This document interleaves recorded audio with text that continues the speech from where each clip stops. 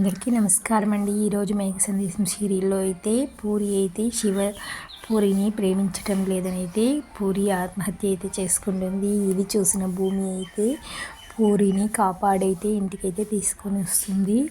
పూరి ఏడుస్తుండగా శివకు ఈ విధంగా చేయడం నేను చూడరా, నేను ఎంతగా ప్రేమించింది పూరి, నీ అజాగ్రత్త వల్ల పూరి ఎంత పని చేసిందో చూడనైతే శివనైతే బాగా బుద్ధి చెప్తుంది భూమి. అప్పుడైతే పూరికి అయితే అంత లోపల గగను శారద ఇద్దరు అయితే తలుపు కొడుతూ ఉంటారు.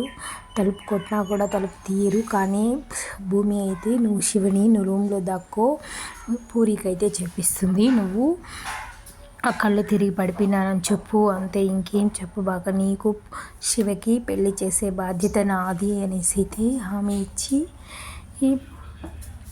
పూరిని నచ్చచెప్పి తలుపు తీస్తుంది. తలుపు తీయగానే వచ్చి గగను శారద వచ్చి ఏమిటో ఏమైంది అని అయితే హడావిడిగా అయితే పూరిని నిలదీస్తారు. పూరి అమ్మాయి నవ్వుతూ ఏం లేదమ్మా, జస్ట్ కళ్ళు తిరిగింది అనేసి అయితే చెప్తుంది.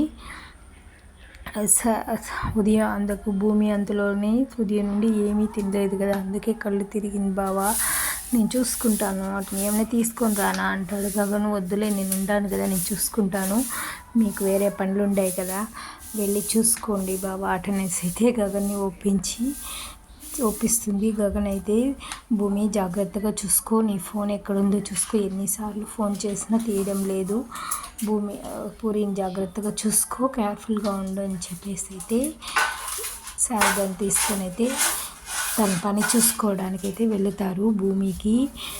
పూరికి భూమి ఏమి నచ్చ చెప్తుందో, పెళ్ళి ఎలా చేస్తుందో నెక్స్ట్ వీడియోలో తెలుసుకోండి. ఈ వీడియో నచ్చితే లైక్ చేయండి, సబ్స్క్రైబ్ చేసుకోండి.